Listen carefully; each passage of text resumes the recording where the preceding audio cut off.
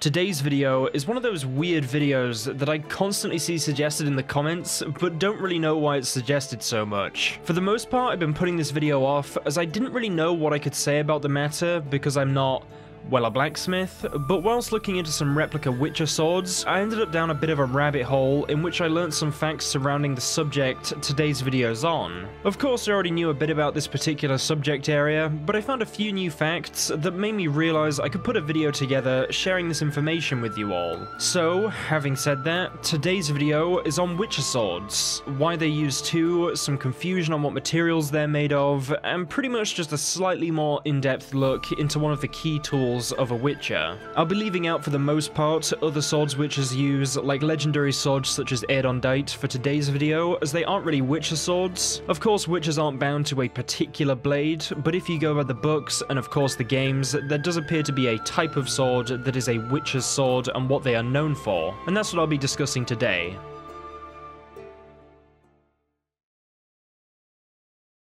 To really get into this subject, I think it's best we first talk about what swords a Witcher actually uses and why. So, a Witcher generally uses a steel sword and a silver sword, with the steel sword predominantly being used against humans and non-humans. And by non-human, I mean the other sort of humanoid races that aren't humans, so dwarves, elves, halflings, that sort of thing. And the silver sword being used against monsters. These silver and steel swords are not entirely made up of their respective metals, but I'll get into that a bit later on. Now, this is the case pretty much if you go by game lore, but in the books, Witcher swords are actually a little bit more, I suppose, complicated. As with the games, in the books a silver sword is used exclusively with monsters, however a steel sword is used with humans, non-humans, and some monsters, unlike in the games. In fact, a silver sword in the books is used far more sparingly than in the games, with a Witcher like, say, Geralt generally leaving his silver sword wrapped up on Roach's saddle when going out on contracts, unless he feels there is a monster involved in his current contract that requires a silver sword. The reason for this, as you can imagine, a silver sword is pretty expensive, and more easily damaged, as it's a weaker metal. For example, if you were to try to use one to damage armor or even parry a blade, it is much more likely to chip, and I suppose potentially even break, than a steel sword. You have to consider that Witchers are not really all that well off, and if they were constantly using a sword coated in silver, they would need to repair it after almost every fight, and silver is quite expensive. This might mean that they wouldn't be able to afford maybe even some of the basic necessities that they need to survive. Therefore, they generally, at least in the books, keep their silver sword stashed away and only use it when absolutely necessary. In the games, this is of course different, with a Witcher like Geralt just using his silver sword against any monster.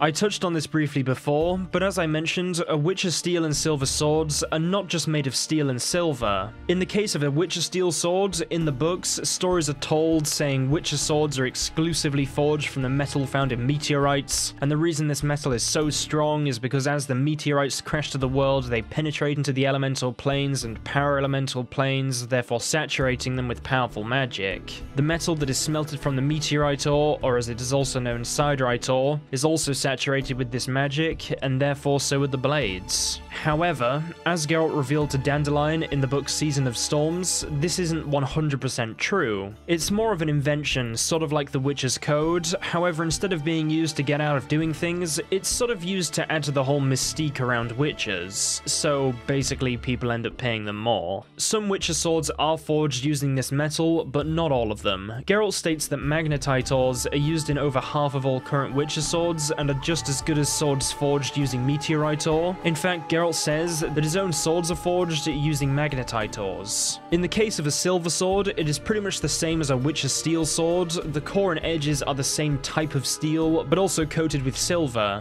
So pretty much imagine a Witcher steel sword, but just with a layer of silver. This layer can chip and break easily, hence why it is most effective against monsters already weak to silver, and pretty ineffective against most other foes, so for example an armored human. In the games, Witcher swords from a crafting point of view seem to be a bit different. An example would be for the most basic of the general Witcher silver swords, so for example the Cat and Bear Skull swords, all that's needed is silver ingots, a few monster components, and leather scraps, and for a basic Witcher steel sword, all that's needed is a steel or iron ingot, along with leather scraps and various monster components. Later down the line, as the Witcher Skull swords become more enhanced, materials like meteorite silver and dimeritium are added to the silver swords, with only dimeritium and of course dark steel being added to the steel swords. Now, it isn't really explained why monster parts are used in the crafting of swords in the games, but I personally put it down to CD Projekt Red just wanting us to have a harder and more fulfilling crafting experience. It sort of encourages players who want these awesome swords to take on contracts and hunt monsters like a Witcher should.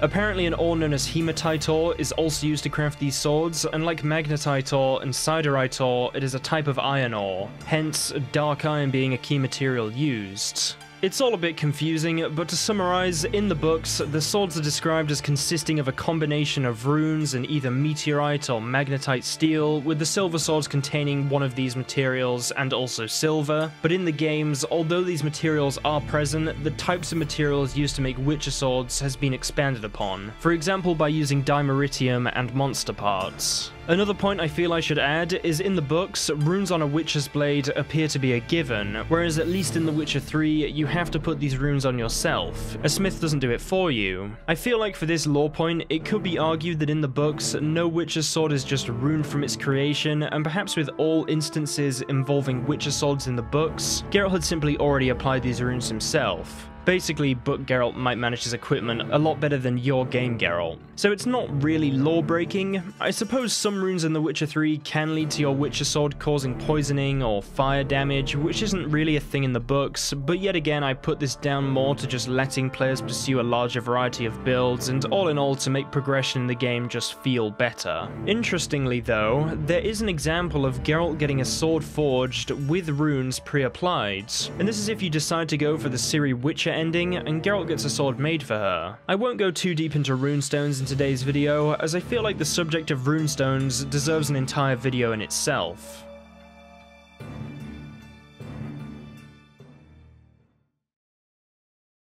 I have now discussed in fair depth the materials that go into creating one of these powerful blades, but how are they actually made? The process at which these swords are forged is not really detailed in the books, however, the games do expand upon the lore surrounding a Witcher sword's creation. Firstly, as I imagine many of you will know, forging a Witcher sword is fairly complicated because, at least in the games, a special diagram is needed, implying that there are certain techniques and/or methods involved in the creation of a Witcher sword that are not known to general smiths, even some of the smiths considered masters of their craft. A lot of you might assume that this is due to the runestones applied to the swords, but as I said earlier, in the games you apply the runestones yourself, which means the knowledge of how to forge a Witcher sword without a provided diagram is not exactly widely known, or at the very least rare enough that only a minority of smiths possess the knowledge. Going back to the specifics around what the diagrams actually contain, obviously they contain the necessary mats in order to create whatever sword they're for, but I wonder if they maybe even reveal some smithing techniques, detailing how best to work, for example, meteorite silver. Maybe Witchers have knowledge surrounding the ideal temperature it should be worked at, or the right amount of silver to apply to the steel core for maximum effectiveness. Another piece of evidence would be that for the mastercrafted and grandmaster Witcher swords, specialist smiths are needed to even make the swords, which shows you just how much skill is required to make the top-end Witcher swords. You literally need some of the best smiths available, such as the Grandmaster Armourer and Blacksmith in Tucson, who was trained by the legendary elven smith Tyen Sale. Each sword is then manufactured on an individual commission, with their weight, size, and hilt being tailored for its wielder. Obviously, the way in which swords are made in the games changes from The Witcher 1 to 2 to 3, but as The Witcher 3 is the latest main Witcher game, I'll just use that as the current lore precedent for how these swords are made, at least in game lore. I mean, to be honest, The Witcher 2's crafting is very similar to The Witcher 3, although slightly different materials are used. What's interesting is The Witcher 1 crafting system is arguably the most lore-friendly in regards to runes, as I believe a blacksmith has to actually place permanent runes onto your swords. runes. There are temporary runes you can apply yourself, but they run out in an allotted time period, so that sort of makes sense, but the permanent ones you have to actually get crafted on by an actual craftsman, which I think makes a lot more sense if you go by the book lore.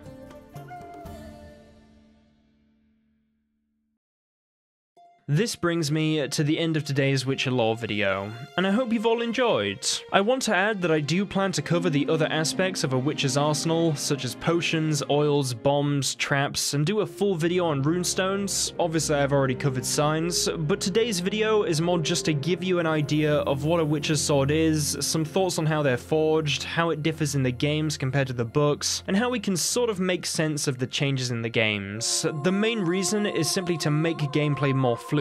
If you had a steel sword for humans and some monsters, then had to go back to Roach and get your silver sword every time you needed it, I suppose it could slow down combat significantly and make it feel a bit more clunky, although that could be quite a fun mod for a hardcore Witcher playthrough. For the material changes, as I said, I imagine it was just to flesh out crafting a bit more and give the player more to do in that aspect of the game. Regardless, I hope today you've learned some more about what Witcher swords are on the whole, and why they are more impressive than an average sword. Of course, if you're confused about anything, feel free to leave a comment, and if I can answer it, I will try my best to do so. But that's it for today's video. Be sure to like it to support this sort of content, as it really does help, as well as subscribe if you're new for Witcher videos every week. Check out my Twitter, check out my Twitch, and finally, as always, a big thank you to the Patreon pledges. I just want to thank you all for your continued support, as it is just really kind, and of course I'm glad to put your names at the end of these videos, so just thank you so much. Also thank you to anyone who does any of these extra things. I just mention it as it's yet again just so nice. So thanks guys, I hope you've all enjoyed today's video, and I'll see you in the next one. Have an awesome rest of the week.